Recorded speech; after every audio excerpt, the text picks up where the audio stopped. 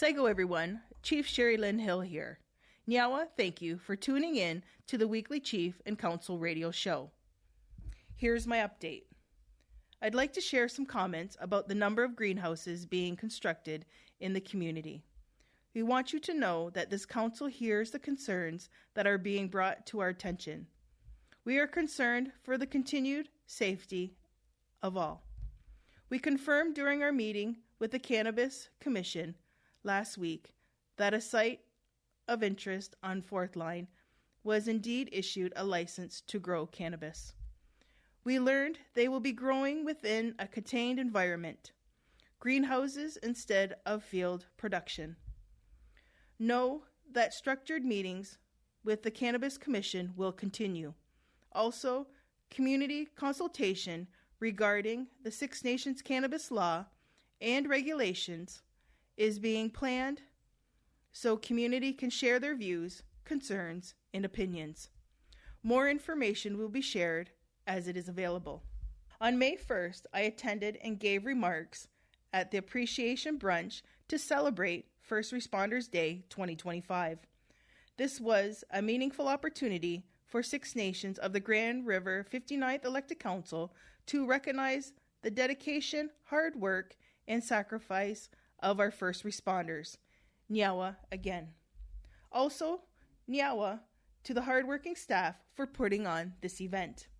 On Saturday, May 3rd, I attended the Six Nations Economic Development Corporation Board of Directors meeting. I attend these meetings as a non-voting ex officio member. This quarterly Board of Directors meeting included operational updates. On May 6th, I traveled to Toronto to receive a King Charles III Coronation Medal that was presented to me by the Lieutenant Governor of Ontario for my leadership and advocacy for First Nations in Ontario. On May 7th, I had a follow-up meeting with Brant County regarding their downtown redevelopment master plan, which includes a new walking trail to link the downtown to Lions Park. They have agreed to place education historical plaques about the Haudenosaunee in key locations. On May 8th, I met with the owners of the Best Western Hotel in Brantford as they reached out in hopes of creating a relationship with Six Nations of the Grand River. A follow-up meeting with Six Nations of the Grand River administrative staff will occur to explore this relationship further. On May 5th, I met with Minister Rickford of Indigenous Affairs and First Nations Economic Development of Ontario, Deputy Minister Raj Deer, and Parliamentary Assistant Will Boma. The primary topics of discussion included resource projects, Ontario's latest bills designed to unleash the economy and advance free trade without First Nations consultation, community safety, illegal dumping, and the duty to consult. I also provided an update on the Iroquois Caucus signing the nation-to-nation trade and commerce agreement. On illegal dumping, the minister asked his staff to arrange a multi-ministerial meeting by mid-June with his office, the Ministry of Environment, Conservation and Parks, the Solicitor General, the Ministry of Transportation, and the Attorney General. A recent federal court decision affirmed the United Nations Declaration on the Rights of Indigenous Peoples in the duty to consult. In February 2025, the federal court decision in Kiowik First Nation versus Canadian Nuclear Laboratories states that the courts and other decision makers must consider UNDRIP when assessing whether the Crown has met its duty to consult and accommodate Indigenous groups. This decision has established a precedent for realizing UNDRIP as a framework for reconciliation and a foundation for First Nations-led consultation processes. Congratulatory letters were sent on March 29, 2025, to Prime Minister Carney and Member of Parliament Larry Brock.